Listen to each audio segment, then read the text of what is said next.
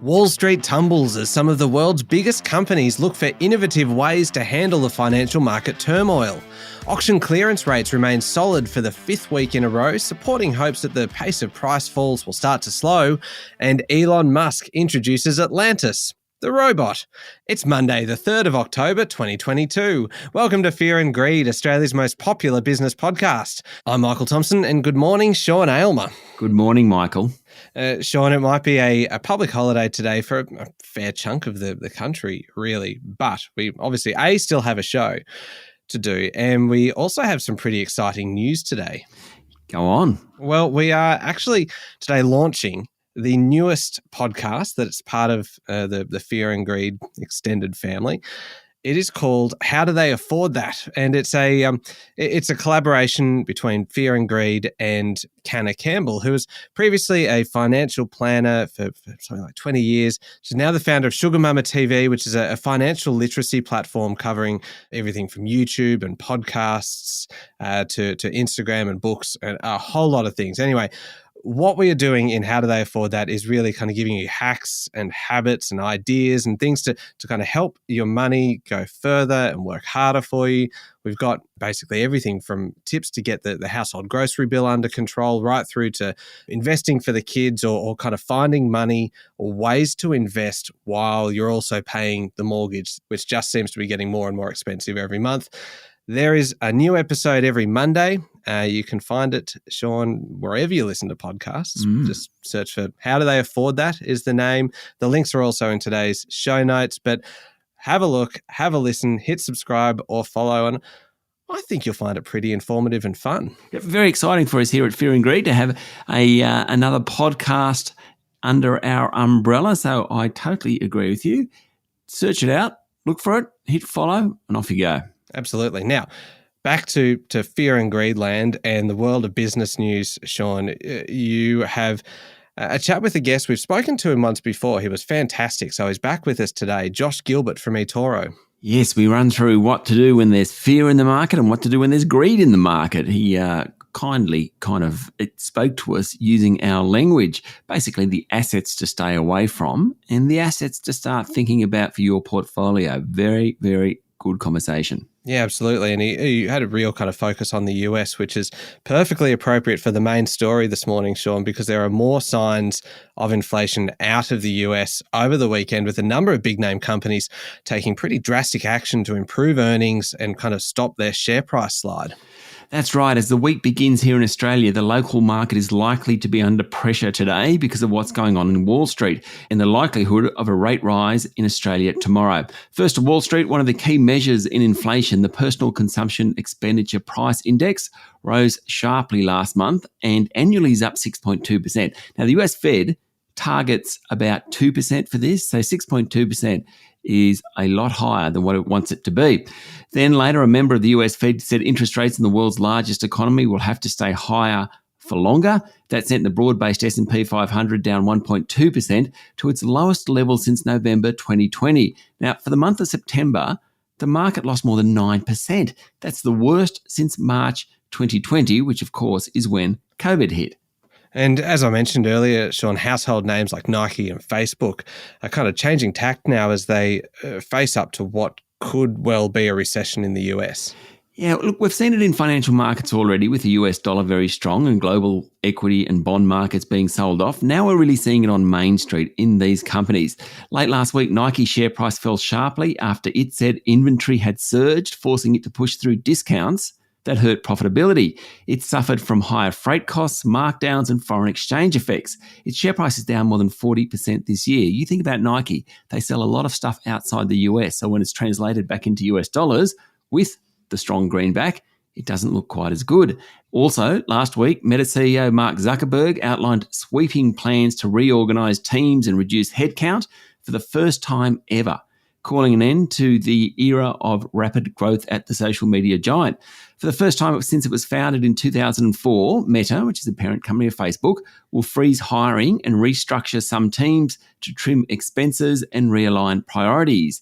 Meta will likely be smaller in 2023 than it was this year, Zuckerberg said. That's a big change for what really has been the great social media company over the past 2 decades. Meta's share price has fallen 60% so far this year.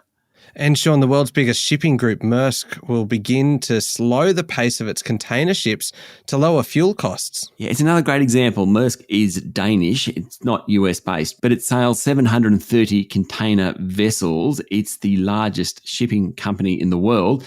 It has been going at full speed to keep up with demand during the pandemic, but Maersk has decided to change tack. Now, it's a barometer for global trade, as you can imagine, because the more vessels moving around the place, the better global trade is. It expects ocean freight volumes to be flat or lower this year, thanks to US consumers buying less and a drop in confidence due to Russia's invasion of Ukraine. The good news is that freight rates have started falling, though there's plenty of congestion still in ports around the world. Michael, there is plenty going on. Yeah, there sure is. What about on local markets? It was a bad day on Friday with most stocks falling. The consumer discretionary stocks, think the retailers, tech companies, industrials, financials all fell sharply by the close of trading. The S&P ASX 200 was down more than 1% to 6,474 points. Another bad September. There were big drops among the big banks, with Commonwealth Bank, Westpac and ANZ all tumbling around 2.5%. Macquarie Group was off more than 4%. Transurban tumbled by about the same amount and Wesfarmers fell 3%. The companies that did okay were the materials and energy companies. Rio Tinto jumped nearly 3%. Santos and BHP were both up around 1%. Fortescue and Woodside also ended higher. It was a really mixed bag in terms of worst performers. What this really demonstrates is just the negative sentiment across all sectors. So the bottom 5 on Friday: carsales.com, hearing implant group Cochlear, dealership Augers Automotive, tech companies Pro Medicus and WiseTech Global. Very eclectic bunch, that. The best tended to be the gold stocks, reflecting a rising price for the precious metal. Newcrest Mining led the way, up 3%. The Aussie dollar starts the week trading just under 64 US cents.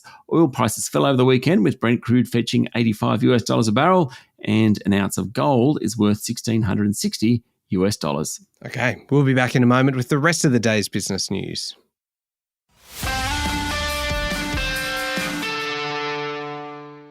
Sean, it was another solid weekend for auctions, with the preliminary clearance rate above 60% for the 5th straight week. And what's interesting, Michael, is that, anecdotally at least, fully renovated homes are particularly popular and fetching premiums, because you don't have to worry about finding a builder or a tradie, or worried about getting materials off ships, etc. According to Domain, the national clearance rate was 62.5%, with Melbourne the busiest market. Its clearance rate was almost 65%. Auction numbers were down in Sydney due to the grand final last night. Its clearance rate was 60%. Adelaide's leading the way in terms of sales, at least. It's had a clearance rate of 78%, Canberra was 62%, and Brisbane 46%. With interest rates still rising, there's pressure on house prices, but just the fact that the national clearance rate and then individual city clearance rates aren't falling by much, if at all, notwithstanding there are more homes on the market, is really a good sign for prices. We'll find out more about that from CoreLogic tomorrow. Now, Sean, how about this one? There are reports that the AUKUS pact between the US, UK and Australia could be expanded or replicated. A senior White House advisor is reported in the Herald Sun as saying there's room for AUKUS to expand. Australia's Defence Minister Richard Marles is in Hawaii at the moment to meet his US counterpart Lloyd Austin. He's inspecting the US's Virginia-class submarines. Now, Japan's defence minister is also there, fueling speculation about an expansion of AUKUS. Mr. Austin said the trilateral alliance made the region safer, and he looked forward to expanding military activities and deepening technological cooperation. If Japan was to join it, what's the name going to be? Is it going to be JAUKUS? AUKUS? Yeah, it does. Yeah, it has to be JAUKUS. Yeah, it's not a very natural fit. But then again, AUKUS isn't a particularly kind of nice sounding acronym anyway. So just, yeah, JAUKUS it probably is. Now, the Financial Review's Power List was released over the weekend, and it named Commonwealth Bank CEO Matt Comyn the most powerful business leader in the country. Probably no surprise there, really. Yeah, I mean, big is beautiful, really. I think in a small market like Australia, so the heads of the big companies tend to be the most powerful business leaders. Hence, you got Matt Comyn at number one. Also up there was BHP's Mike Henry, Wesfarmers' Rob Scott, Macquarie Group's Shamara Rick Remanayaka, and Woolworths' Brad Banducci. They're all in the top 10. But increasingly, the power of money is making a comeback. If you think years ago, the Packers and the Murdochs, I suppose they were media barons, but they also had a lot of money, and they always seem to top these sorts of lists. Mike Cannon-Brookes from Atlassian, a billionaire, he's on the list. He's the second most powerful business leader according to the Financial Review. Fortescue Metals founder Andrew Forrest is at 4, as much for his non-Fortescue work as anything else. Both are making waves around the transition to renewable energy sources, of course. That's the most powerful business leaders. There's all sorts of power lists in the fin. Away from business, the most powerful leaders are the politicians, with Anthony Albanese at number 1, Treasurer Jim Chalmers at 2, and Foreign Minister Penny Wong at 3. Okay, moving on to overseas news now, and Chinese President Xi Jinping has told Communist Party members to prepare for, quote, great struggles to achieve China's dream of becoming a truly global power. That sounds a little ominous. It does, and he said that the goal has never been closer, and you can sort of understand that argument.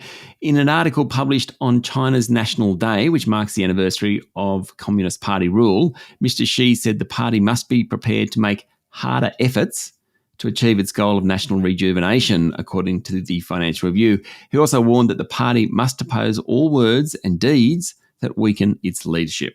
Finally, Sean, I mentioned this one at the top of the show, and I've been looking forward to it. Tesla's Elon Musk has presented his first humanoid robot prototype named Atlantis, which he claims will one day be part of everyday life. Yes, now the robot was pushed on stage by 3 Tesla workers, slightly inauspicious beginning. It doesn't have a brain yet.